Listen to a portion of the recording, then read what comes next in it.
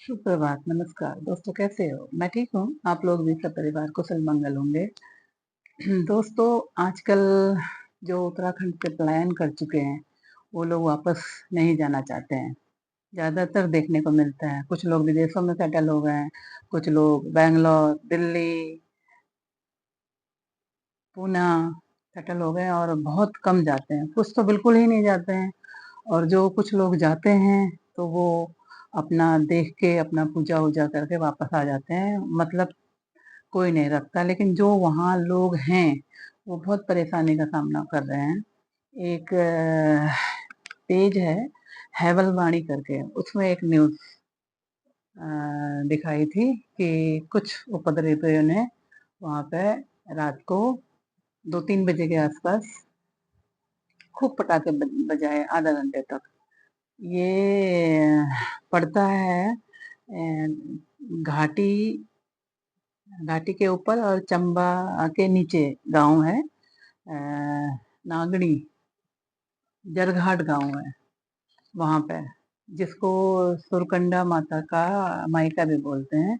वहाँ कुछ उपद्रवियों ने रात को 2-3 बजे खूब शोर मचाया, पटाखे जलाए खूब आधा पौना घंटे तक।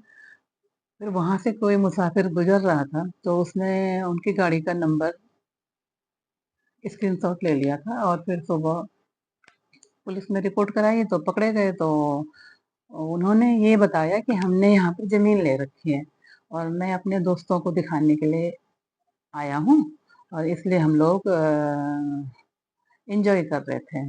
अब आप मुझे बताइए कि पहाड़ों के लोग तो पूरे दिन मेहनत करते हैं, रात को वो सोते हैं। अगर रात को ये उपद्रवी लोग अगर वहाँ जाके ऐसे पटाखे जलाएँ, उनको परेशान करें, तो उन्हें तो परेशानी होगी क्योंकि उन्होंने तो दिन भर जागना है, वो दिन में सो नहीं सकते हैं। और ये लोग तो दिन में सोएँ चाहे जब मर्ज़ी सोएँ, इन लोगों का तो अपना वो है, रात को ये लोग पार्टी करते हैं, दिन में सोते हैं।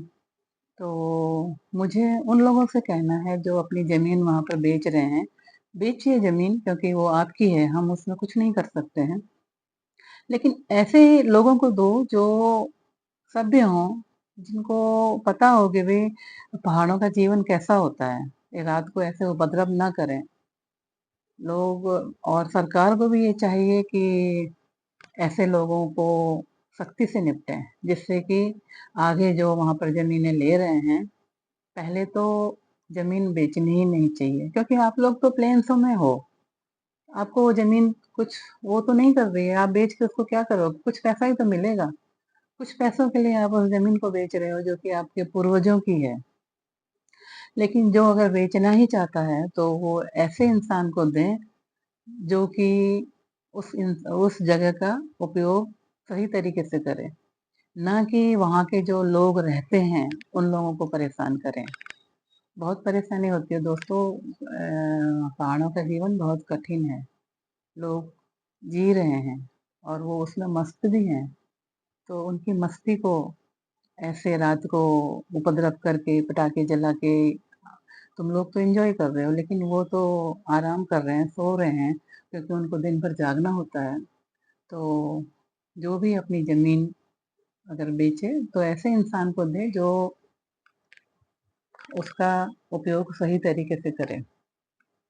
और सरकार को भी चाहिए कि इस बात को जो वहाँ रह रहे हैं ध्यान रखें कि वो शांति से रह सकें, क्योंकि अब पहाड़ों में भी बहुत कुछ अगर इंसान चाहे तो हो सकता है, क्योंकि में लोग सोशल मीडिया से लोग जुड़े हुए हैं और उसका फ़ायदा वहाँ भी लोग उठा रहे हैं।